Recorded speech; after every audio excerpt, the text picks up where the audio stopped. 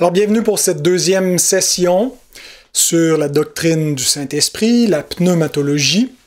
Avant d'entamer la matière qui est dans vos notes, nous allons faire un mot de prière.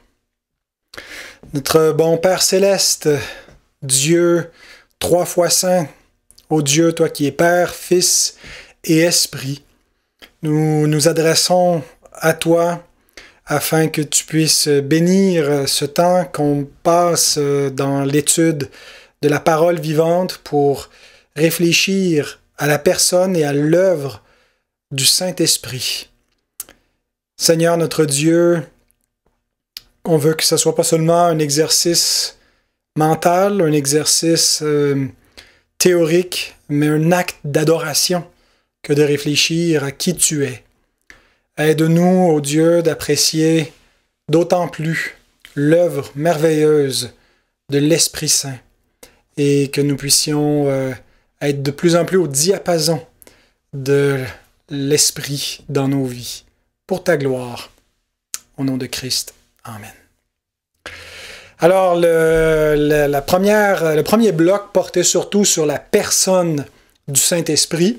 Le deuxième va être sur l'œuvre du Saint-Esprit.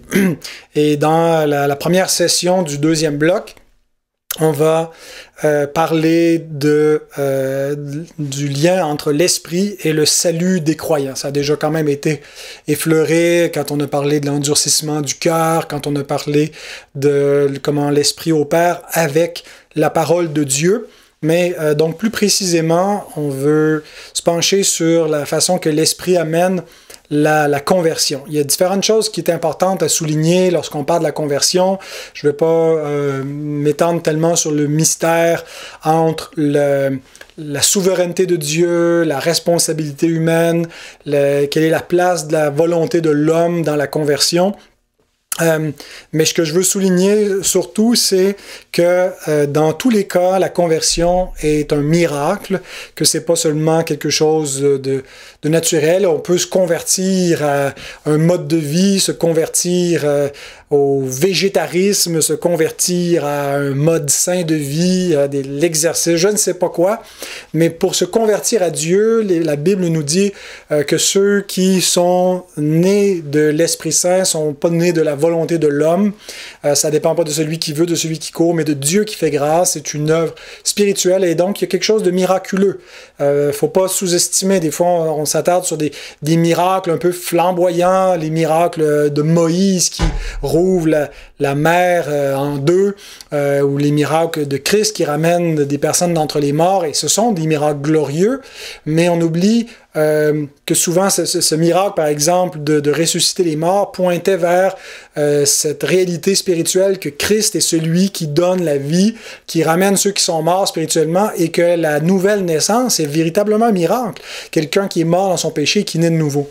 Une autre chose qui doit être soulignée, c'est que cette œuvre de l'Esprit, comme il a été dit dans le bloc précédent, est liée à la proclamation de la parole. L'Esprit agit conjointement avec la révélation de Dieu et avec le Fils. Là où le Fils n'est pas prêché, l'Esprit opère pas. Il n'y a pas des gens qui ne sont pas des chrétiens qui sont pourtant habités par l'Esprit. Tous ceux qui ont une révélation du Fils, donc de la parole de Dieu, ça ne veut pas dire qu'ils ont la révélation, sont nécessairement régénérés, mais on ne peut pas être régénéré sans avoir reçu la parole de Dieu. Donc l'Esprit opère conjointement avec la parole. Alors, c'est l'Esprit qui amène la conversion en produisant la conviction de péché. Jean 16, 8 à 11, nous avons déjà mentionné ce texte dans le précédent bloc. Quand l'Esprit sera venu, il convaincra le monde en ce qui concerne le péché, la justice et le jugement. En ce qui concerne le péché, parce qu'il ne croit pas en moi, la justice, parce que je vais au Père et que vous ne me verrez plus, le jugement, parce que le prince de ce monde est jugé. Alors le point, c'est que c'est l'Esprit qui produit la conviction de péché qui est nécessaire à la conversion. Il n'y a pas de vraie conversion sans une conviction de péché, sans une repentance. Mais si tout ce qu'on a, c'est une compréhension qu'on est un pécheur et qu'on ne comprend pas l'Évangile, il nous manque l'autre l'autre côté de la pièce, si on veut, la deuxième œuvre que l'Esprit fait dans la conversion, c'est pas seulement de produire la repentance, mais c'est de susciter la foi dans le Christ lorsque l'Évangile est prêché aux pécheurs. Et donc, c'est l'Esprit qui amène cette compréhension de la vérité. 1 Corinthiens 2,14, l'homme animal ne reçoit pas les choses de l'Esprit de Dieu car elles sont une folie pour lui. Et il ne peut les connaître parce que c'est spirituellement qu'on en juge. Quand on a l'Esprit Saint, on peut comprendre les vérités essentielles de la parole de Dieu pour pouvoir être sauvé. Et ce sont pas seulement des vérités sur les vertus chrétiennes, mais c'est l'Évangile même que l'Esprit cherche à nous faire comprendre. Jésus dit, l'œuvre de Dieu, c'est que vous croyez en celui qui l'a envoyé. Donc, c'est pas c'est l'œuvre que Dieu fait. L'œuvre de Dieu, c'est l'œuvre que Dieu opère par son Esprit, qui consiste à nous faire croire. Comment est-ce que Jésus dit que nul ne peut venir à moi si le Père qui m'a envoyé ne l'attire. Comment est-ce que le Père nous attire au Fils? Par l'Esprit, quand il illumine l'intelligence d'un pécheur pour comprendre. Alors, si vous croyez que Jésus est le Fils de Dieu, que vous croyez qu'il n'est pas un simple homme, qu'il est le Sauveur, c'est que vous avez été illuminé par l'Esprit. Vous n'êtes pas arrivé à cette compréhension-là de vous-même. Quand Pierre et les apôtres confessent que Jésus est le Christ, le Fils de Dieu. Jésus dit pas, vous avez compris ça par vous-même parce que vous êtes donc bien intelligent. Il leur dit, c'est mon Père qui est dans le ciel qui vous a révélé ces choses et il les a révélées par l'Esprit. Ces mystères de Dieu sont révélés par l'Esprit. Alors, si vous comprenez que vous croyez cela, vous avez déjà une bonne base pour croire que vous avez l'Esprit. Il y a des gens que je connais qui n'ont pas l'assurance du salut, qui attendent, qui pensent qu'ils doivent vivre une révélation de l'Esprit, ils doivent vivre une espèce d'expérience où l'Esprit leur parle, les convainc de quelque chose. Mais moi, ce que je leur dis, c'est l'Esprit met pas le projecteur sur lui-même. L'Esprit met le projecteur sur Christ. Donc, la plus grande évidence qu'on a que l'Esprit est en nous, c'est si on invoque Dieu comme Père par Jésus-Christ, parce que l'Esprit nous amène à crier « Abba Père ». Si on est porté à non pas voir en Dieu une espèce de divinité étrangère, mais de voir un Père qui veut nous sauver, et qu'on comprend que c'est par Christ que ça se passe, bien c'est parce qu'on a été éclairé de l'Esprit. Si on comprend qui est Christ et qu'on croit en lui, c'est une œuvre de l'Esprit, c'est pas une œuvre de la chair. Alors c'est l'Esprit qui amène la compréhension de la vérité. Un autre, toujours dans le même sens, donc de du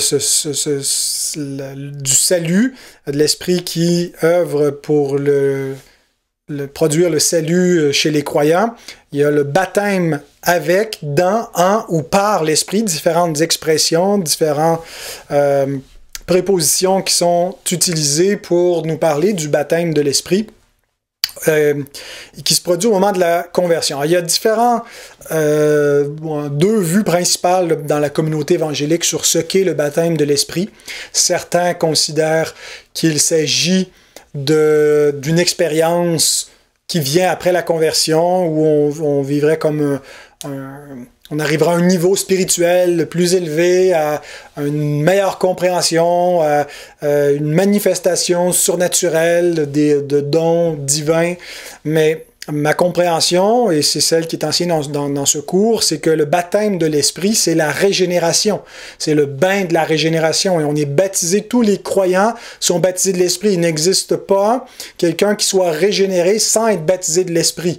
Tous ceux qui sont nés de nouveau sont baptisés dans l'Esprit, parce que c'est précisément ce qu'est le baptême de l'Esprit. Quand Jean-Baptiste annonce que celui qui vient après lui est plus puissant que lui, qu'il va vous baptiser d'Esprit Saint, bien, il est question ici de la conversion. Lorsqu'un pécheur passe de la mort à la vie, bien, c'est parce qu'il a été régénéré par le Saint-Esprit. Il est né d'en haut. C'est ça le baptême du Saint-Esprit.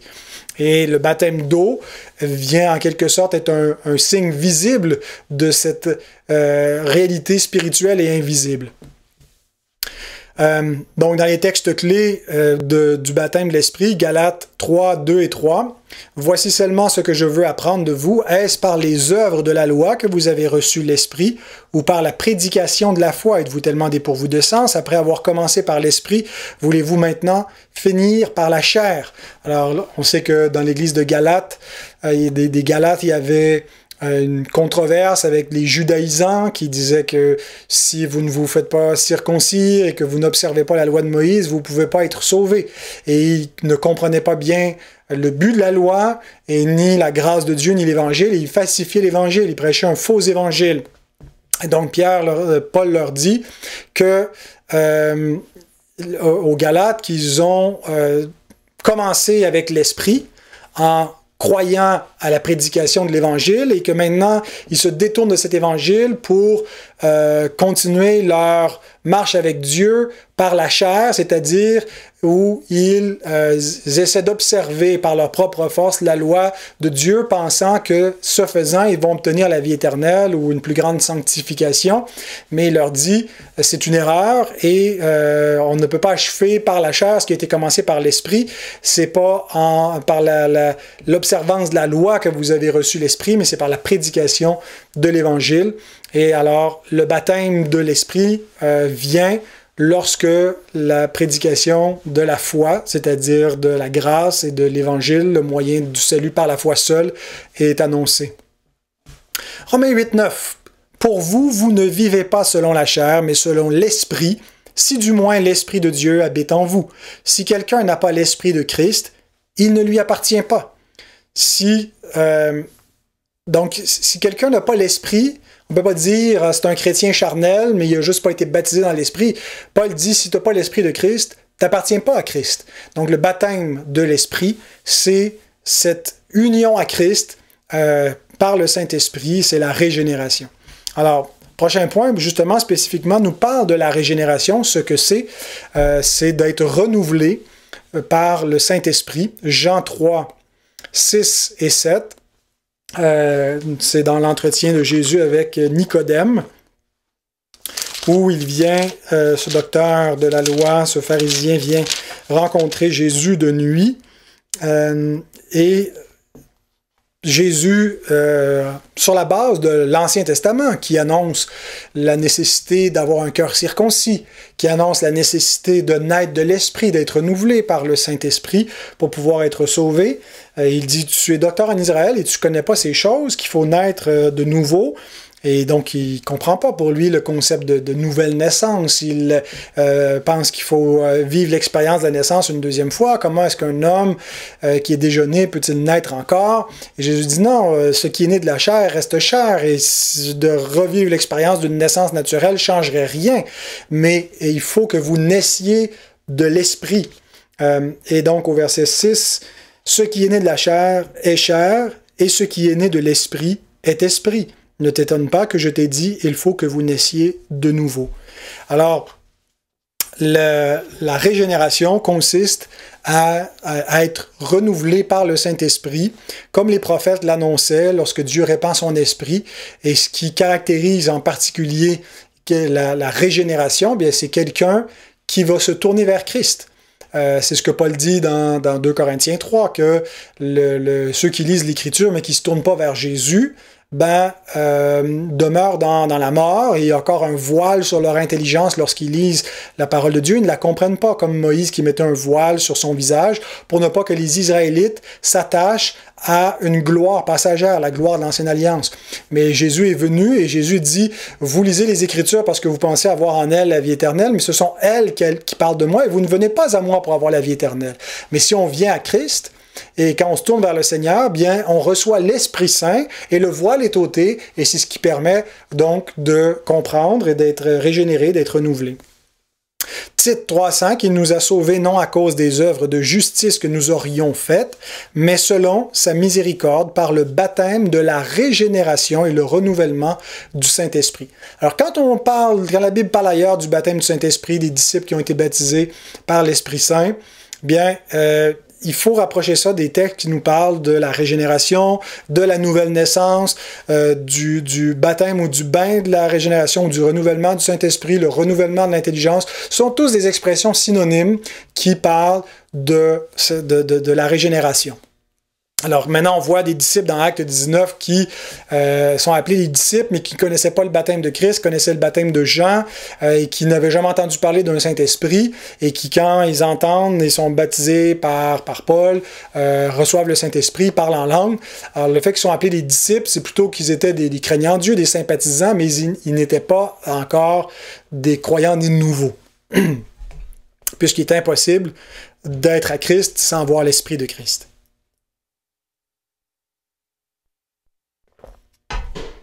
Maintenant, une fois que l'Esprit nous régénère, c'est pas pour nous laisser vagabonder tout seul dans notre cheminement spirituel jusqu'à vers la terre promise. L'Esprit nous convertit pour nous mener dans l'Église qui est l'habitation de Dieu en esprit. Alors, les croyants sont vus dans le Nouveau Testament comme étant le temple du Saint-Esprit individuellement, mais l'Église, elle est le temple du Saint-Esprit corporativement. Donc, le croyant va vivre l'expérience normative du Saint-Esprit si il vit la vie normale, la vie chrétienne normale qui se passe au sein d'une église. Lorsque l'apôtre Paul se convertit, Saul de Tarse, il continue pas son chemin tout seul, mais Dieu lui dit en vision de se rendre dans telle rue où il va trouver des disciples. Et puis, il y a Ananias qui vient à lui, mais par la suite, il est joint à l'Église. Et c'est là, au sein de l'Église, qu'il est instruit que l'Esprit Saint va l'éclairer.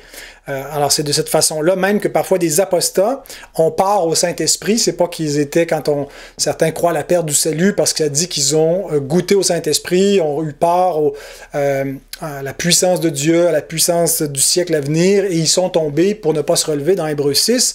Bien, c'est pas qu'ils étaient personnellement régénérés, mais c'est que même des faux croyants qui sont au milieu d'une assemblée remplie du Saint-Esprit ont en quelque sorte part au Saint-Esprit, comme Judas, qui était un fils de la géhenne, Jésus l'appelle un démon, et pourtant il a eu part au Saint-Esprit par son appartenance à cette communauté de foi, mais il n'était pas personnellement régénéré. Mais donc, ce qu'un croyant doit avoir, c'est les deux. Il doit être personnellement régénéré, mais il ne doit pas vivre séparément de ceux qui sont régénérés, mais au sein de la communauté de foi, c'est là que va se vivre la vie de l'Esprit. Parce que l'Esprit a pour rôle en particulier de bâtir l'Église. Éphésiens 2, 21, 22. En lui, tout l'édifice bien coordonné s'élève pour être un temple saint dans le Seigneur. En lui, vous êtes aussi édifiés pour être une habitation de Dieu en esprit. Donc, qu'est-ce qui se passe lorsqu'on est converti comme croyant? Ben, on est converti pour être uni à une Église et cette Église est un temple saint dans le Seigneur. Elle est une habitation de Dieu en esprit. Le Saint-Esprit habite au milieu de l'Église. Lorsque l'Église se réunit, lorsque la vie de l'Église, la communion fraternelle au sein de l'Église, c'est pas juste l'heure et demie du culte le dimanche, mais c'est toute la vie d'Église, la communion qui existe entre les membres. Bien, il y a une activité, une vie spirituelle du Saint-Esprit qui fait que l'Église n'est pas une communauté comme les autres, elle est une habitation de Dieu en esprit. 1 Pierre 2,5 « Et vous-même, comme des pierres vivantes, édifiez-vous. » C'est un passif. « Laissez-vous édifier pour former une maison spirituelle, une maison en esprit, un saint sacerdoce afin d'offrir des victimes spirituelles agréables à Dieu. » Alors ici, ça nous parle du sacerdoce des croyants.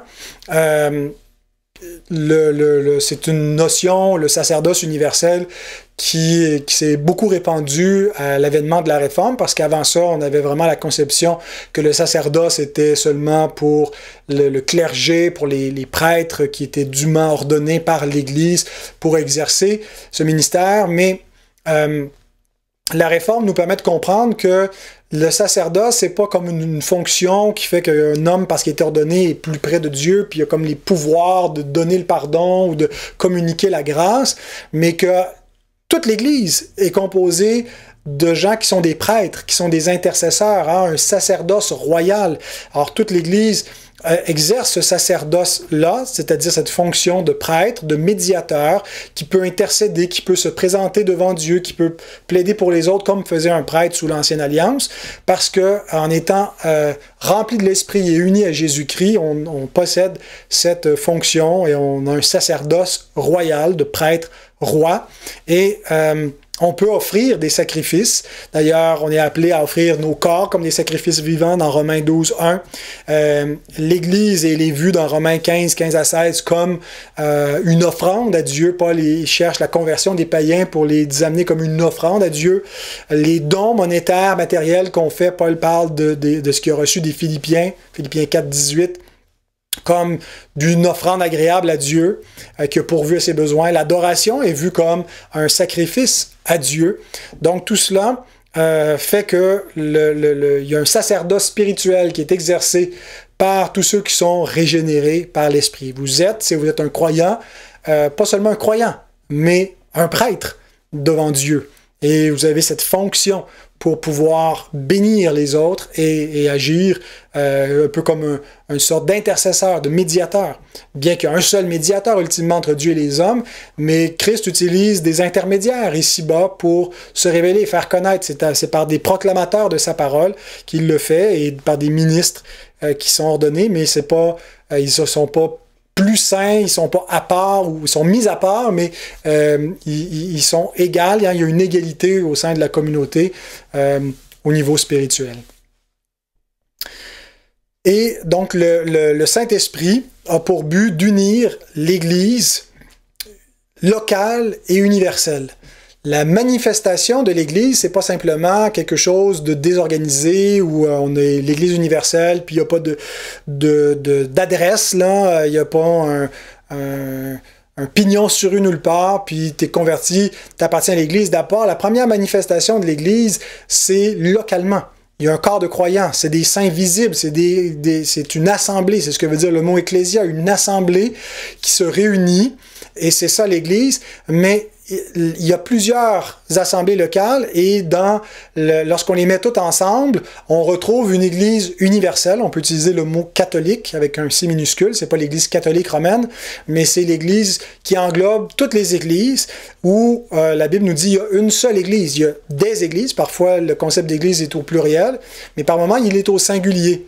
Et quand il est au singulier, quand Jésus dit « Je bâtirai mon Église » et non pas « mes Églises », il a en vue ici l'Église universelle. Donc, deux concepts, l'Église locale et l'Église universelle, mais ce qu'est l'Église locale doit refléter la réalité de l'Église universelle. Bien sûr, chaque Église locale va avoir un peu sa couleur, sa culture, certaines traditions qui sont propres à elle, mais chaque Église ne devrait pas avoir sa propre théologie, sa propre compréhension de qui est Dieu, sa propre confession de foi, sa propre sotériologie, parce que à ce moment-là, il n'y aurait plus une unité. Et ce que fait l'Esprit, c'est de faire que les églises locales soient au diapason pour créer une église universelle. Et quand Jésus dit « Je bâtirai mon église », c'est par son Saint-Esprit qui fait en sorte que toutes les églises locales sont une.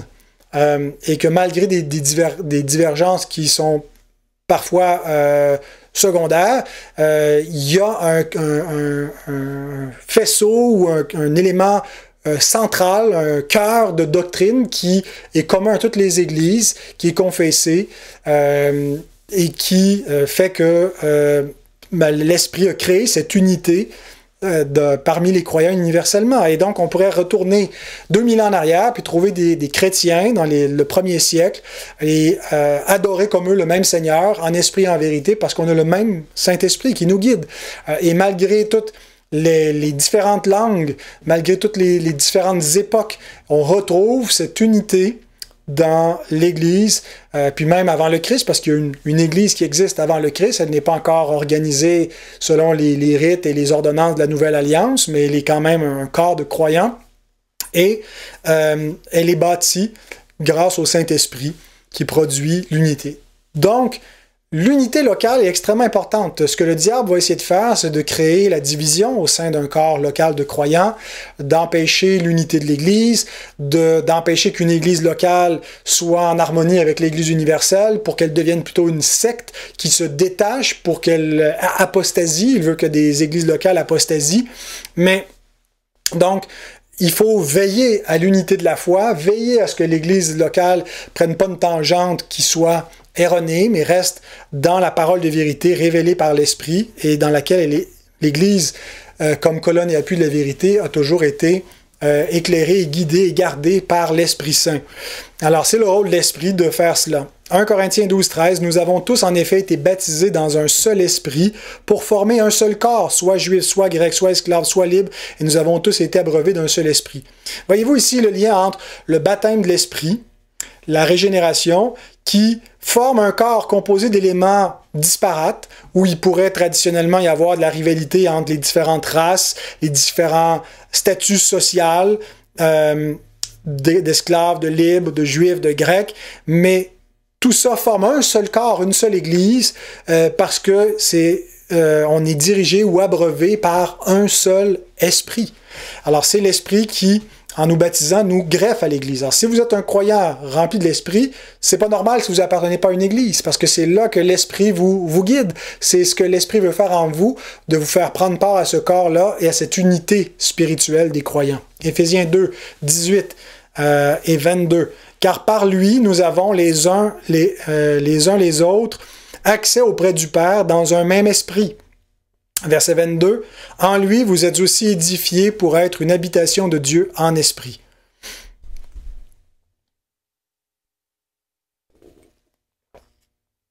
Dans la même épître, chapitre 4, verset 3, l'apôtre nous écrit que nous devons nous efforcer de conserver l'unité de l'esprit par le lien de la paix.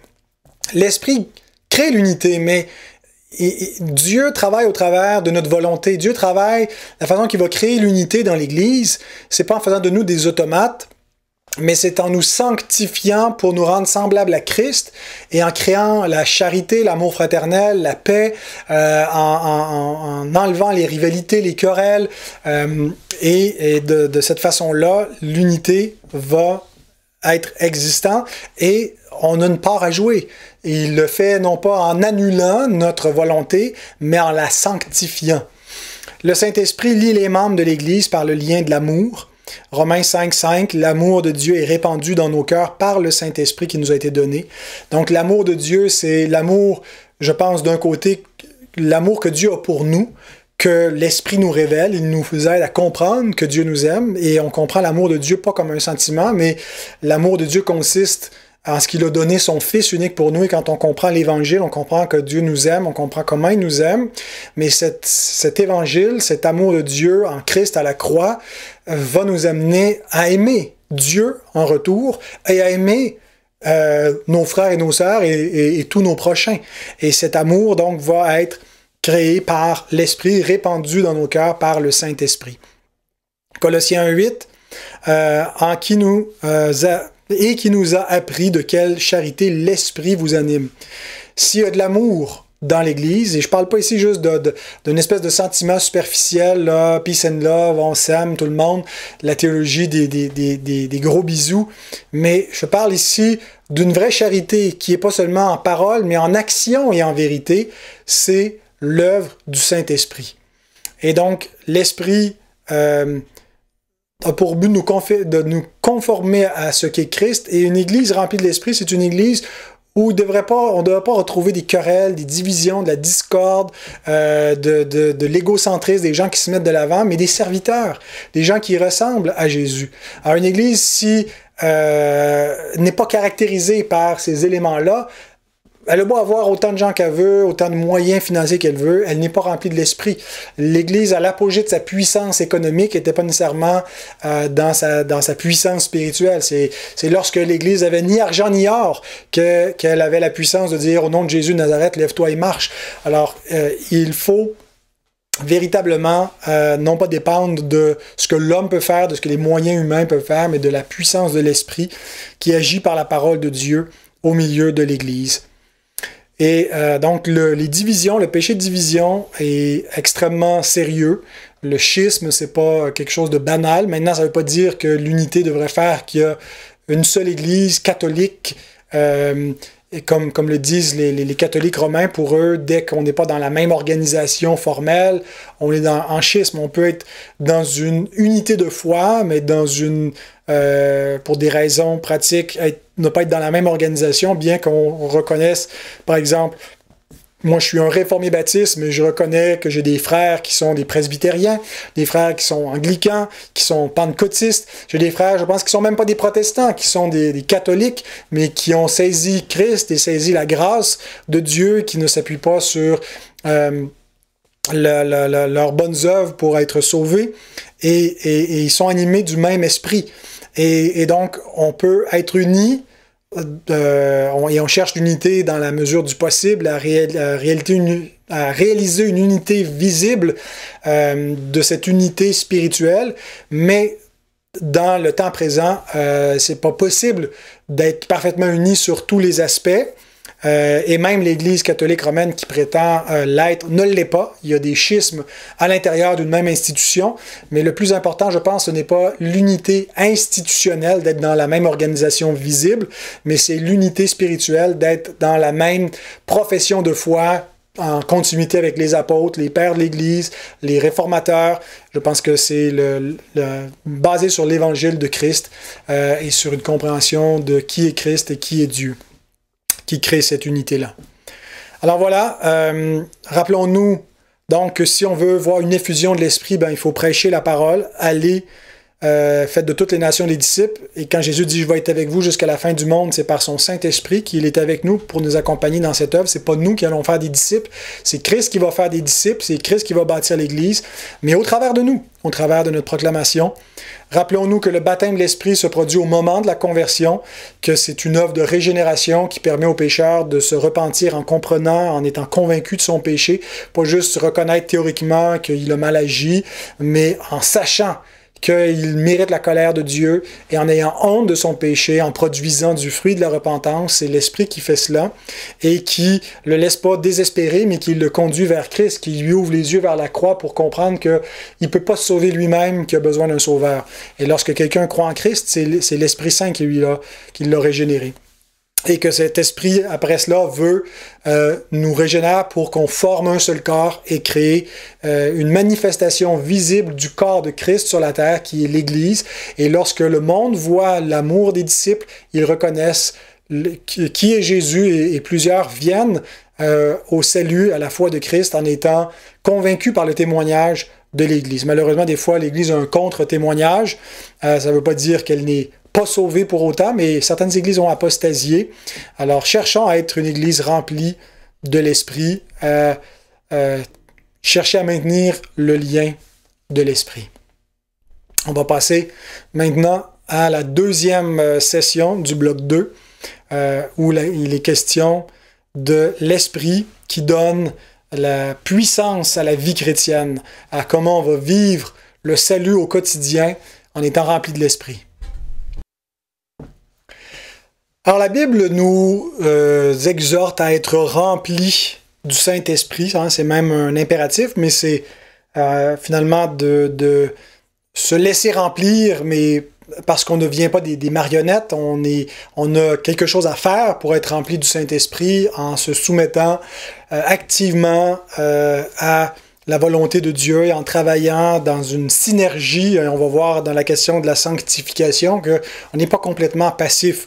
Mais être rempli du Saint-Esprit, est-ce que c'est quelque chose de ponctuel ou de permanent? Quand la Bible parle de la plénitude de l'Esprit ou de disciples qui étaient remplis de l'Esprit, est-ce que ça arrive à un moment précis pour accomplir une tâche, celle d'annoncer l'Évangile ou d'opérer un miracle, ou est-ce que c'est ce qui caractérise la vie continuelle du croyant? Bien, en fait, je dirais que c'est les deux. Il y a dans Actes 4, 8 et dans Actes 7, 55, des versets. Ces versets nous montrent que le fait d'être rempli de l'Esprit était lié avec un événement particulier, à un moment précis, à la prédication, à une vision céleste. Alors, on voit ça dans les actes, mais on voit en même temps la même expression d'être rempli de l'Esprit qui nous suggère que c'est pas juste quelque chose qui arrive à un moment précis pour un besoin particulier pour une mission à faire, mais quelque chose qui caractérise la vie constante du disciple. Comme les diacres qui ont été choisis, des hommes remplis du Saint-Esprit. On voulait des hommes donc que la vie manifestait la plénitude de l'Esprit, comme Barnabas qui nous est dit, qui était rempli du Saint-Esprit. Donc acte 6-4, le choix des disciples. Barnabas, acte 11-24. Donc, je pense que être rempli de l'Esprit, voilà, c'est ce que ça veut dire, c'est d'être des gens qui sont sanctifiés par l'Esprit, qui marchent dans la plénitude et non pas en ennemi de la croix, qui marchent en vivant selon la chair et non pas selon leur nouvelle nature, qui ne coopèrent pas finalement avec l'Esprit de Dieu dans la sanctification. La plénitude de l'Esprit, ce sont des gens qui obéissent à Dieu et qui marchent selon l'Esprit de cette façon-là. Mais par moment aussi, être rempli de l'Esprit, c'est pour quelque chose de spécifique. Par exemple, lorsque je m'en vais prêcher le dimanche matin, je prends toujours un temps de prière, seul, mais aussi avec des frères de l'Église, et je prie pour cette plénitude de l'Esprit. Je demande que Dieu me remplisse et me donne cette onction pour être capable d'enseigner sa parole, de la prêcher avec clarté, avec conviction, qu'elle produise le même effet, que l'Esprit soit non seulement sur moi qui l'annonce, mais sur ceux qui l'entendent. Et donc la plénitude de l'Esprit, c'est cette double réalité d'être quelque chose de ponctuel et de continuel. Il en résulte donc dans le livre des Actes, lorsqu'on se penche sur la plénitude de l'Esprit, qu'on voit, par exemple, le don du parler en langue. Guillaume va probablement développer cet aspect-là en parlant des dons du Saint-Esprit dans le dernier bloc. Ma compréhension, c'est que le parler en langue était un signe eschatologique qui inaugurait la nouvelle alliance et en particulier un signe de jugement sur la nation juive parce que eux entendaient, alors que les gens qui parlaient en langue parlaient des merveilles de Dieu, tout ce qui était dans des langues différentes, mais ils l'annonçaient est-ce que c'était dans une même langue ou il parlait un langage inconnu qui faisait que tout le monde l'entendait dans sa propre langue. Mais le point est que c'est l'anti-Babel. En la Pentecôte, Dieu défait ce qu'il a fait à Babel, où il a confondu les langues, où les hommes voulaient s'unir un peu contre Dieu. Mais là, Dieu réunit les hommes sous la bannière de Christ, le Christ glorifié qui est assis à la droite de Dieu, qui occupe le trône de David pour l'éternité, qui répand l'Esprit. Et, un des signes qui répand le Saint-Esprit, c'est le parler en langue qui manifeste cette unité parmi tous les peuples de différentes langues. Ils parlent tous le même langage, mais en même temps, c'est un signe de jugement parce que les Juifs qui étaient là, qui les entendaient, disaient ils sont ivres, ils sont pleins de vin doux. Et c'est ce que Paul nous dit dans 1 Corinthiens 14 quand il parle que si tous parlent en langue, il survient un simple auditeur, ils vont dire que vous êtes fous, mais si tous prophétisent, au contraire, va dire l'Esprit de Dieu est avec vous. Le signe du parler en langue était un signe en quelque sorte de jugement.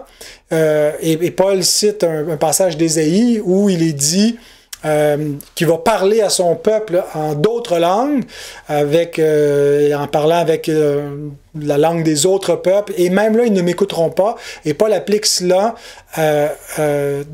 à la première génération, et je pense que ça s'inscrit dans le jugement qui est annoncé sur la dernière génération de l'Ancienne Alliance, que Jésus a dit qu'elle va se terminer avec un jugement. « Pleurez pas sur moi, mais pleurez sur Jérusalem, il ne restera pas ici pierre sur pierre », puis le jugement qui vient en l'an 70, lorsque Rome détruit Jérusalem et le Temple. Et donc, le parler en langue était un signe un peu annonciateur de ce jugement, et c'est pour ça que je pense que c'est un signe qui a cessé, qui avait une fonction temporaire, mais c'était quand même par l'Esprit Saint que cette Pentecôte et que ce parler en langue a eu lieu. Ensuite, c'est aussi lorsque il était donné de prêcher et de prêcher un peu sous forme prophétique parce qu'on n'avait pas encore toute la révélation du Nouveau Testament pour pouvoir exposer les textes des apôtres. Alors on avait des prophètes inspirés qui annonçaient la nouvelle alliance, qui annonçaient Christ, mais qui prêchaient par l'Esprit. L'encouragement d'autrui se fait par l'Esprit, Actes 11, 23, 24. L'adoration grâce à l'Esprit. La soumission dans l'Église, dans le mariage, c'est une œuvre de l'Esprit de pouvoir faire qu'on se soumet les uns aux autres volontairement. Maintenant, on arrive à un élément plus continuel et central de la vie chrétienne dans l'œuvre de l'Esprit, qui est la sanctification. La sanctification est le fruit de l'œuvre de l'Esprit dans la libération des croyants de l'emprise du péché. C'est-à-dire que on peut envisager le salut un peu en 3 étapes. La justification, la sanctification et la glorification. Et ces 3 étapes, c'est un ordo salutis là, simplifié, un ordre du salut là, simplifié, où on peut les envisager dans comment chacune de ces étapes nous sauve vis-à-vis du péché. La justification, c'est qu'on est sauvé de la punition du péché. La sanctification, c'est qu'on est sauvé de la puissance du péché. Et la glorification, c'est qu'on sera sauvé de la présence du péché. Un est passé, l'autre est présent et l'autre est futur. Et donc, c'est important de bien comprendre ces étapes du salut. Et tous ceux qui sont justifiés doivent être sanctifiés, doivent voir une puissance nouvelle dans leur vie pour mortifier le péché. Ça ne veut pas dire qu'ils ne pêchent plus. Ça ne veut pas dire même qu'ils ne désirent pas le péché.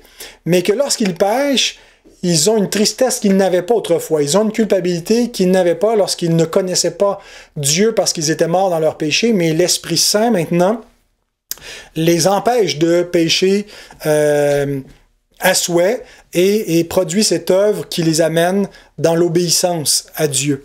Et donc, s'il n'y a pas de sanctification, nous dit l'Épître aux Hébreux, sans la sanctification, nul ne verra le Seigneur. On ne peut pas prétendre qu'on va être glorifié si on n'est pas aussi sanctifié. On ne peut pas prétendre qu'on est justifié, qu'on l'a connu, si on n'est pas aussi sanctifié. L'apôtre Jean dit, si quelqu'un dit « je l'ai connu » et qui ne marche pas comme il a marché, ben c'est un menteur. S'il ne pratique pas ses commandements, c'est un menteur. Il se trompe lui-même, mais il ne trompe pas Dieu. Alors, la sanctification, c'est cette œuvre de l'Esprit où il veut nous rendre conformes à Christ. Il veut nous rendre semblables à lui.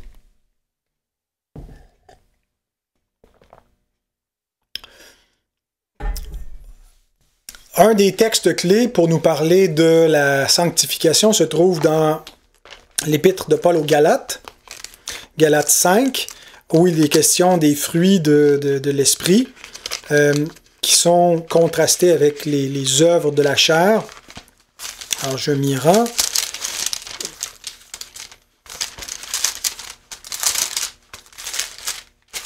Oups. Galates 5. Alors, Paul dit, « Je dis donc, marchez selon l'Esprit, vous n'accomplirez pas les désirs de la chair. » Et là, il nous parle des désirs de la chair, qui sont contraires à ceux de l'Esprit. Il nous les énonce en disant que c'est l'impudicité, l'impureté, la dissolution, l'idolâtrie, la magie, les inimitiés, les querelles, les jalousies, les animosités, les disputes, les divisions, les sectes, l'envie, l'ivrognerie, les excès de table et les choses semblables. Donc, toutes ces pratiques-là, ça vient de notre nature pécheresse. Mais le fruit de l'Esprit, la manifestation que l'Esprit est en nous, c'est quoi? C'est l'amour, la joie, la paix, la patience, la bonté, la bénignité, la fidélité, la douceur, la tempérance. La loi n'est pas contre ces choses. Donc, c'est pas... La sanctification, c'est pas d'observer une liste de préceptes, mais c'est de développer les vertus chrétiennes de développer le caractère chrétien qui fait que Christ est formé en nous, qu'on devient semblable à Christ, que Christ habite en nous par le Saint-Esprit, et la preuve qu'il habite en nous, ben, c'est qu'on commence à lui ressembler, imparfaitement.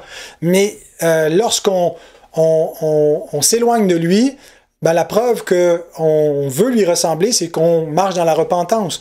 On ne peut pas vivre heureux loin de Christ Et ça, c'est ce que fait la sanctification de l'esprit.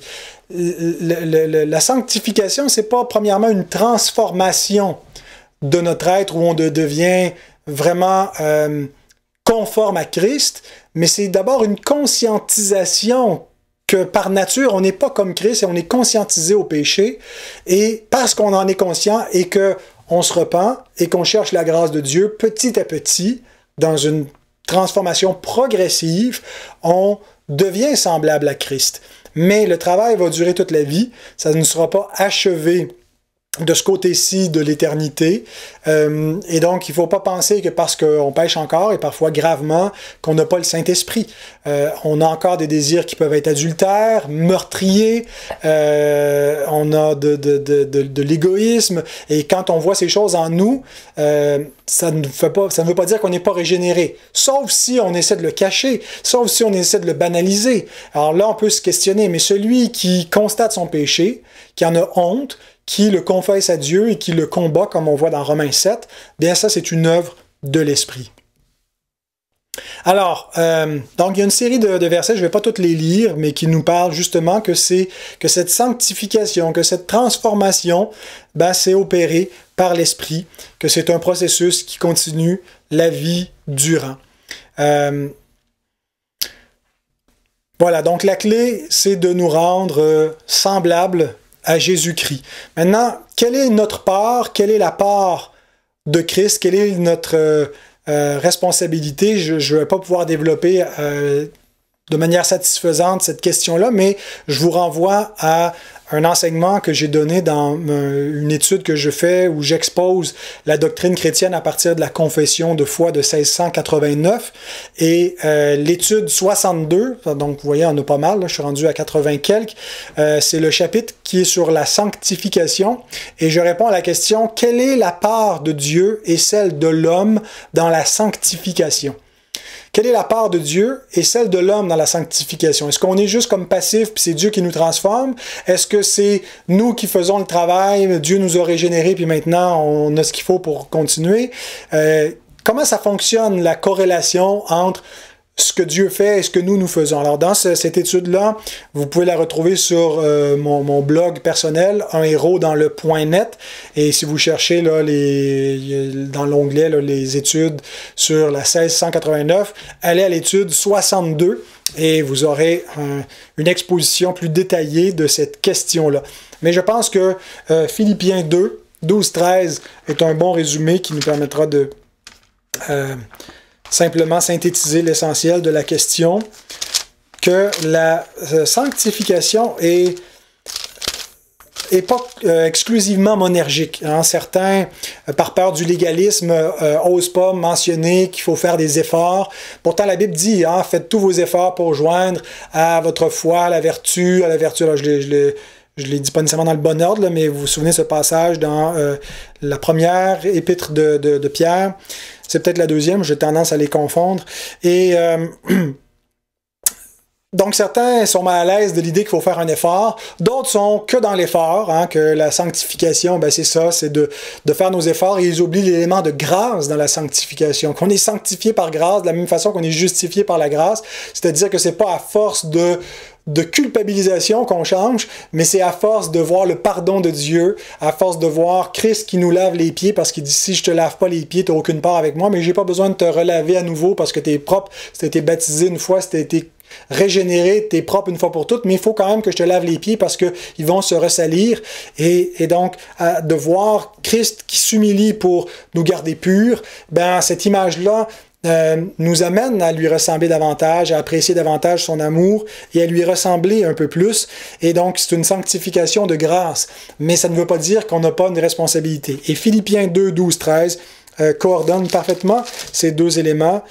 L'apôtre Paul dit, « Mes bien-aimés, vous avez toujours obéi, travaillé à votre salut avec crainte et tremblement. Non seulement comme en ma présence, mais bien plus encore maintenant que je suis absent. » Alors si on arrête là, on se dit, ben voilà, le salut, c'est l'œuvre de l'homme. Peut-être pas ici dans le sens de salut pour la conversion et amener, mais on parle ici du salut dans l'angle de la sanctification. Mais regardez ce qu'il ajoute. « Car c'est Dieu qui produit en vous le vouloir et le faire selon son bon plaisir. Donc Dieu donne à tous ceux qui sont des croyants une volonté nouvelle, une capacité nouvelle de travailler à leur salut avec crainte et tremblement. Alors ceux qui disent « je suis pas capable », ben c'est vrai que selon notre nature pécheresse, on n'est pas capable. Mais maintenant, on a une nature nouvelle. On a une puissance nouvelle du Saint-Esprit. On a la grâce de Dieu qui fait que, oui, on peut arrêter d'être sous l'emprise de certains péchés. Et bien sûr qu'on va continuer de pécher jusqu'à notre mort parce que on est sauvé en espérance et que ça fait partie de l'espérance chrétienne d'être délivré totalement de la présence du péché, de ce corps de mort. C'est pas encore venu dans l'ordre du salut, c'est futur, c'est une promesse future. Mais dans l'attente de la réalisation de cette promesse, bien, nous travaillons notre salut et nous avons une volonté nouvelle qui n'a pas été créée par nous, mais qui est un don de Dieu. Et la grâce de Dieu agit en nous pour produire cette sanctification. Donc, rappelons-nous, en terminant cette session 2.2, que la sanctification, qui est l'œuvre de l'Esprit, consiste à produire un caractère chrétien, semblable à Christ, et non pas un légalisme, une conformité superficielle, externe, qui consiste simplement à avoir une culture de porter tel ou tel type de vêtements, pas fréquenter tel ou tel lieu, pas écouter tel ou tel type d'émission de télévision, que c'est beaucoup plus que ça. C'est une question de cœur, c'est une question d'amour, de charité, de vertu chrétienne, de désirer ressembler à Christ. Ça se produit dans nos relations interpersonnelles, dans notre capacité à reproduire la grâce de Dieu et d'être conscientisé aussi de notre état de pécheur et de pleurer sur cet état de pécheur. C'est une œuvre par excellence de l'Esprit. Hein, l'œuvre de Dieu, c'est que vous croyez en celui qui l'a envoyé. Ben, comment est-ce qu'il fait ça, nous faire croire en celui qui l'a envoyé? Ben, en nous faisant réaliser qu'on est des pécheurs, en nous faisant réaliser combien on a besoin d'un sauveur. Et pourquoi on a besoin d'un sauveur? Parce qu'on pêche encore et que on a besoin de la miséricorde de Dieu. Rappelons-nous que la sanctification, c'est un processus, qu'on n'arrive pas à la perfection maintenant, que ceux qui prêchent le perfectionnisme se trompent. Si quelqu'un dit qu'il n'y a pas de péché, il est dans l'erreur. Donc on pêche encore. Et puis, comme disait Spurgeon, les moulins de Dieu moulent lentement, mais ils moulent finement. Dieu fait progressivement, mais efficacement son œuvre dans nos vies. Alors soyons encouragés par cela. Nous avons terminé cette troisième session peut-être un peu plus rapidement puisque j'ai déjà pas mal effleuré dans la deuxième session ce dont il va être question. En parlant de l'œuvre de sanctification, bien, ce travail de l'Esprit consiste à reproduire le caractère de Christ dans les croyants. Et donc, on retrouve dans le Nouveau Testament plusieurs listes de vertus et de vices. Généralement, là, ce sont des listes au moins de 3 ou 4 éléments qui nous sont donnés. Parfois, elles nous présentent les commandements de Dieu, de ce que Dieu veut voir, ou les interdictions de ce que Dieu ne veut pas voir. Mais une des listes les plus connues, donc je l'ai lu juste avant dans Galates 5, où on retrouve ce qu'on appelle le fruit de l'esprit. Et donc, le fruit de l'esprit, ce sont plusieurs éléments qui sont énumérés, mais c'est ce qui... on peut retrouver à la fois ces aspects-là quand on regarde la vie de Jésus, quand on regarde comment ceux qui ont imité Christ ont exemplifié ces vertus chrétiennes et qu'on apprenne à les mettre en pratique. Donc, Dieu veut pas juste simplement une liste de choses à faire ou à ne pas faire. C'est plus que ça, c'est de créer en nous des vertus chrétiennes. Alors, c'est pas une liste exhaustive, hein? Mais c'est des éléments qui s'entrecoupent entre eux, qui sont synonymes les uns des autres, parce que c'est ce qu'est l'âme humaine, c'est complexe, c'est pas, ce côté-ci, ça c'est la partie qui concerne l'amour, ça c'est la partie qui concerne la joie, ça c'est la partie qui concerne la paix, la patience. tout ça est un peu interrelié, mais dans la sanctification de l'esprit, tout notre être est changé. Ça se manifeste dans une espèce de beau bouquet de fleurs, hein, qui sont les fleurs des vertus chrétiennes, et mises ensemble, donc c'est le fruit de l'esprit. Alors, ces différentes vertus qui sont énumérées, on a d'abord l'amour. L'amour, la façon qu'on le comprend, parce qu'on a une conception un peu mondaine, on le comprend surtout comme une émotion, on comprend l'amour un peu de manière romantique, l'amour comme Cupidon, comme le comprenaient les Grecs, comme une émotion forte, l'amour qui nous porte vers une personne, c'est une émotion. Il y a bien sûr qu'il y a un élément d'émotion, qu'il y a un élément d'affection dans l'amour, et l'affection est plus que l'émotion, parce qu'elle peut inclure là, les dispositions bienveillantes, les actions, mais l'amour chrétien, la plus belle définition, c'est Paul qui nous la donne dans la première épître aux Corinthiens, 1 Corinthiens au chapitre 13, quand il nous parle de la charité, et il nous dit: quand je parlerai les langues des hommes et des anges, si je n'ai pas la charité, je suis un airain qui résonne ou une cymbale qui retentit. Quand j'aurai le don de prophétie, la science de tous les mystères et toute la connaissance, quand j'aurai même toute la foi jusqu'à transporter des montagnes, si je n'ai pas la charité, je ne suis rien. Et quand je distribuerai tous mes biens pour la nourriture des pauvres, quand je livrerai même mon corps pour être brûlé, si je n'ai pas la charité, cela ne me sert de rien. Donc, charité, vertu cardinale, vertu centrale, qui est essentielle pour reconnaître que quelqu'un a véritablement l'esprit. Est-ce qu'il est animé de la charité? Et il poursuit en nous décrivant, là il a commencé en contrastant la charité avec d'autres éléments que quelqu'un peut avoir, mais s'il lui manque l'amour, ça vaut rien. Et là, il nous donne une liste positive de ce qu'est l'amour, qu'il appelle ici, qu'on traduit ici la charité. Et j'aime beaucoup cette terminologie-là parce que peut-être aujourd'hui est un peu synonyme d'œuvre caritative où on soutient les pauvres, on fait la charité. Mais la charité, traditionnellement, c'est vraiment l'amour chrétien, l'amour comme Christ. Donc la charité est patiente, elle est pleine de bonté. La charité n'est point envieuse. La charité ne se vante point. Elle ne s'enfle point d'orgueil. Elle ne fait rien de malhonnête. Elle ne cherche point son intérêt. Elle ne s'irrite point. Elle ne soupçonne point le mal. Elle ne se réjouit point de l'injustice, mais elle se réjouit de la vérité. Elle excuse tout. Elle croit tout. Elle espère tout. Elle supporte tout. La charité ne périt jamais. Donc,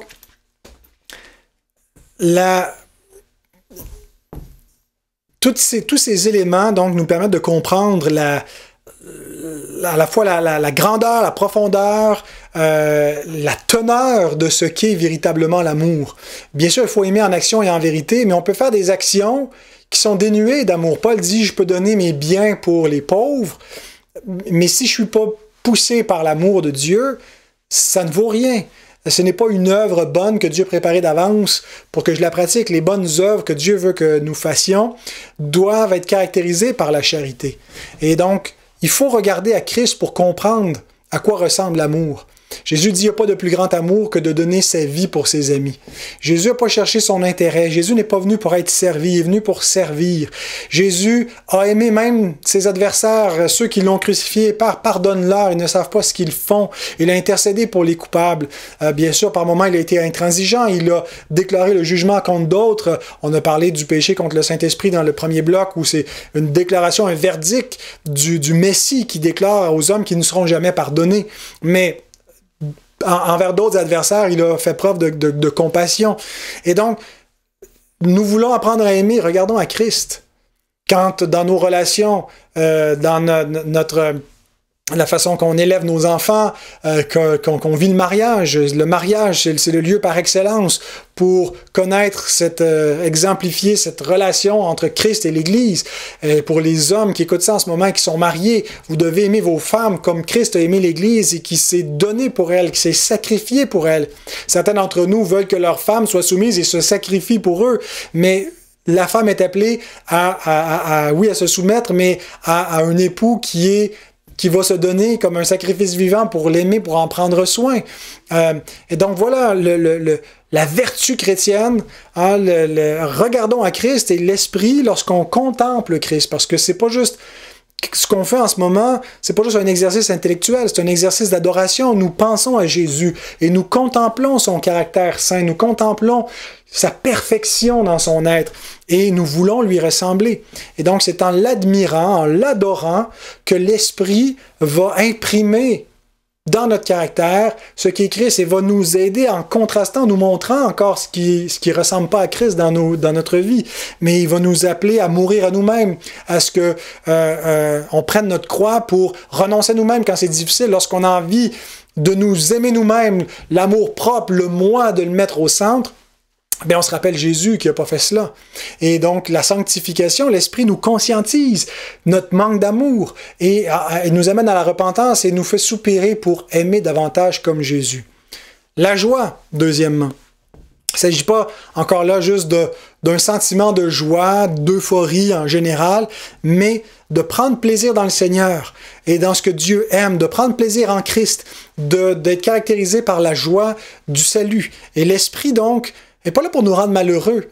Hein? La sanctification ne devrait pas ressembler à une espèce de vie monastique moyenâgeuse où on est toujours malheureux parce qu'on vit dans le jeûne, parce qu'on vit dans c'est une vie pénible. Au contraire, la vie des croyants remplie de l'Esprit, c'est une vie de reconnaissance. C'est une vie qui est caractérisée par cette joie du salut, pas la joie juste des circonstances où alléluia, tout va bien, j'ai la santé, j'ai le travail. Amen, on se réjouit de ça. Dieu nous donne toutes choses avec abondance pour qu'on en jouisse. Mais premièrement, la joie du salut, la joie du pardon de Dieu.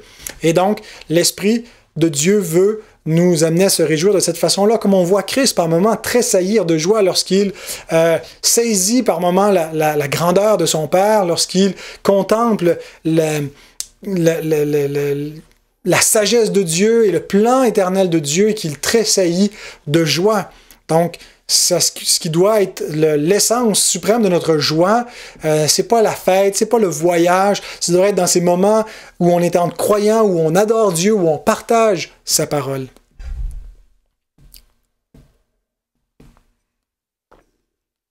Ensuite, il nous est donné la paix. Christ est notre paix. D'abord, on a une paix objective, c'est pas d'abord une paix qu'on ressent. C'est une paix que l'on possède, c'est une paix où on était ennemi de Dieu, en guerre avec Dieu, mais on était réconcilié par Christ, donc on a la paix avec Dieu. Mais de cette paix objective découle une paix subjective qu'on ressent et on sait qu'on est en paix avec Dieu, mais ça doit nous amener à être en paix aussi avec l'Église, avec nos prochains.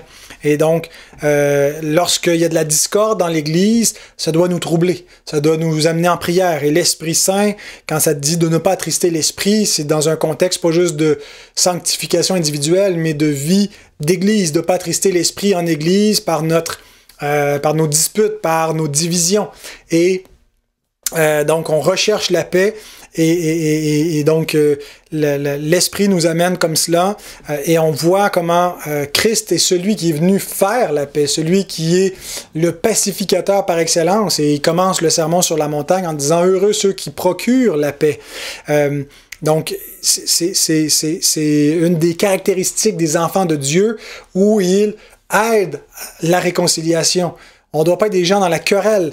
Et ça, c'est des gens qui provoquent des divisions, des disputes dans l'Église, doivent être repris, doivent être éloignés de l'Église, excommuniés de l'Église s'ils persistent à être schismatiques. Parce que l'Église doit être un lieu de paix. La patience, la tolérance qui nous est donnée comme fruit de l'Esprit, ça ne se limite pas à la patience face aux circonstances, mais ça inclut certainement cela, où on est patient dans l'épreuve, mais la patience envers les autres, où on supporte leurs faiblesses, où bien sûr qu'il y a quelque chose qui peut nous agacer parfois dans la façon de faire des autres, des commentaires, mais la grâce de Dieu nous amène à couvrir, l'amour couvre une multitude de péchés. Et on se rappelle la patience de Dieu envers nous, et l'Esprit Saint, donc, en nous sanctifiant, produit ce fruit-là dans nos vies. La bonté, c'est une forme active d'amour où on traite les gens, quand même, ils méritent la justice, ils méritent d'être châtiés, bien la bonté nous amène à leur faire du bien. Et ça prend beaucoup de sagesse pour savoir comment, sans sacrifier la justice de Dieu, exercer la bonté. On ne doit pas essayer il ne faut pas que dans nos rapports, des gens saisissent, là, regarde, les chrétiens, ce sont des moutons, quoi. On peut leur faire n'importe quoi, puis ils vont demeurer bons et généreux, et ça devient des personnes, là, des cibles faciles dont on peut abuser facilement.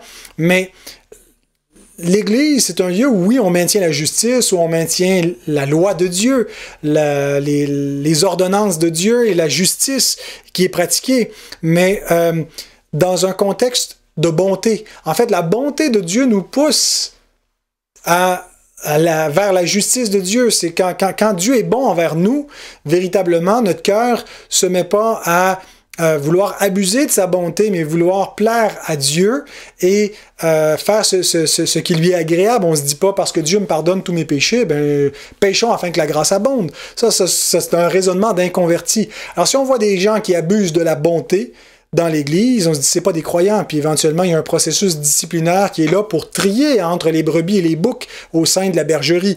Mais la bonté, c'est d'être capable que notre réaction ne soit pas d'appliquer, premièrement, la justice envers ceux qui pêchent contre nous, mais de leur faire grâce, d'agir bien, puis s'ils sont vraiment des croyants, ça ne va pas les pousser à recommencer en agissant mal, mais ça va les changer. Ils vont voir la grâce de Dieu au travers de nous, et ils vont véritablement se repentir et changer, et reproduire à leur tour cette même bonté. Qu'est-ce qui fait cela? C'est pas la loi, c'est pas la capacité humaine, c'est une œuvre de l'Esprit. La bénignité, l'idée ici, c'est la générosité, faire le bien aux autres. Alors, le terme est employé par Paul, seulement par Paul, ce terme-là dans le Nouveau Testament. On ne voit pas l'appliquer spécifiquement à Christ, mais Christ, en disant qu'il n'a que Dieu qui est bon, quand le jeune homme riche vient à lui, emploie un terme semblable, eh bien, implicitement parce qu'on sait que Jésus est Dieu et que lui-même proclame sa divinité, veut faire réfléchir ce jeune homme sur sa conception de ce qu'est la bonté, de ce qu'est la générosité, plutôt que d'approcher n'importe quel rabbi en lui donnant, en faisant des courbettes, mais sans réfléchir, en faisant de la flatterie. Mais donc, bien sûr qu'on voit la bénignité de notre Seigneur dans toute sa conduite, cette capacité d'être généreux à donner sans compter, sans espérer recevoir en retour. Ensuite, la foi. Le mot foi, le mot pistis dans le grec veut aussi dire fidélité. Et vraiment, il y a une connexion entre un croyant et un fidèle. En anglais, d'ailleurs, on a un mot très semblable, là, faithful, être rempli de foi. Celui qui a la foi, c'est celui qui est fidèle. Et donc, en grec, pistis peut être traduit par foi, mais aussi par fidélité. Celui qui a la foi, c'est celui qui demeure fidèle à Christ, qui reste attaché à lui. Alors ici, je pense que dans les fruits de l'esprit, c'est plus envisagé la fidélité plutôt que simplement la foi initiale qui amène la conversion. Quoique, ce qui fait qu'une personne est fidèle à Christ, c'est parce qu'elle a la foi en lui, et puis c'est l'esprit qui donne la foi envers Christ. Mais la preuve qu'on a véritablement eu la foi en Jésus, que notre foi n'est pas seulement comme dans la parabole du semeur, où la semence qui tombe dans les endroits priéreux, il n'y a pas un sol profond, elle pousse rapidement mais elle se dessèche vite, c'est que c'est une foi qui persévère. La véritable foi surmonte les obstacles. Elle est une foi qui est fidèle. Et donc, la fidélité envers Dieu, c'est le même mot que la foi, c'est donc une œuvre de l'Esprit en nous. C'est lui qui nous a attachés à Jésus initialement, et on sait qu'on a véritablement été attachés par le Saint-Esprit quand on persévère, on demeure fidèle. Et si on est fidèle à Christ, bien on va être fidèle à ceux qui sont à Christ également. La douceur, le mot pourrait être traduit aussi par humilité. Donc, la douceur, c'est synonyme d'humilité. C'est de ne pas se mettre de l'avant, c'est de ne pas non plus, lorsqu'on peut être froissé, lorsqu'on peut être dérangé par quelque chose, on ne cherche pas nécessairement à ce que tout le monde se conforme à notre volonté, mais on est capable de faire preuve d'humilité, où on accepte, où on supporte des choses et on reprend les gens, parce que parfois c'est nécessaire de le faire, mais pas avec arrogance, pas avec colère, mais avec retenue, avec douceur, avec humilité. Alors, est-ce qu'on ne voit pas en Jésus l'exemple par excellence de celui qui est doux et humble de cœur, de celui donc qui est rempli de cette douceur, et l'Esprit de Dieu veut qu'on ressemble à Jésus en créant cette douceur en nous. Et finalement, la tempérance, qui est synonyme de maîtrise de soi, d'être capable de maîtriser nos paroles. Mais Jacques nous dit que nous bronchons tous de quelque façon que ce soit, mais si quelqu'un ne bronche pas en parole, il est un homme mature qui sait tenir tout son corps en bride, que la langue est semblable à un gouvernail, hein, un petit gouvernail qui dirige tout le navire, ben la langue dirige toute notre vie. Hein, on communique avec tous nos semblables avec la langue, par la bouche, par la parole. Alors, si on ne maîtrise pas nos paroles, si on parle trop vite, si on parle trop, si on parle pas assez, c'est un problème. Et ce que l'Esprit de Dieu veut faire dans notre vie, c'est de nous apprendre à la maîtrise de nos paroles. Mais pas juste la maîtrise de nos paroles, de nos comportements. La maîtrise de nos appétits. Être capable de se priver, être capable de manger, mais sans faire des excès. De boire de la même façon, sans faire des excès. De se divertir, mais sans faire des excès. Donc, de la maîtrise de soi. Maintenant, découragez-vous pas, c'est progressif, c'est une sanctification lente, progressive. Ça se peut que par moment, on perd la maîtrise de nous, mais par la grâce de Dieu, on se repent, on se relève, et ça ne veut pas dire qu'on n'a pas du tout le fruit de la maîtrise si ça peut être quelque chose qui est plus dur ou que par moment on l'échappe, mais si on tend vers cela, si on soupire à cela, quand Jésus dit « Soyez donc parfaits comme votre Père céleste est parfait », l'objectif est impossible à atteindre en ce moment en étant des pécheurs. Mais ça ne veut pas dire qu'on se contente de 95%, on vise le 100%. Et quand on tend vers cela, quand on tend à ressembler à notre Père céleste, ben c'est une preuve qu'on est sanctifié, parce que c'est pas la chair qui désire ça, elle a des désirs contraires, elle veut pas ressembler à Christ, elle veut pas être parfait comme le Père céleste est parfait. Et l'Esprit nous donne cette inclinaison, cette docilité. Alors, ce que vous voyez, ces fruits en vous, ben, ce sont les fruits de l'Esprit, c'est la sanctification et c'est le développement d'un caractère chrétien pour ressembler à Jésus. Alors voilà ce que j'avais à dire pour ce qui est de la personne et de l'œuvre du Saint-Esprit. J'espère que ces notions vous seront utiles pour apprécier et adorer votre Dieu, devenir des meilleurs serviteurs encore par sa grâce, qu'il puisse vous façonner. Maintenant, je vais passer la parole à Guillaume pour le dernier segment de ce cours. Et merci de l'avoir suivi jusqu'ici.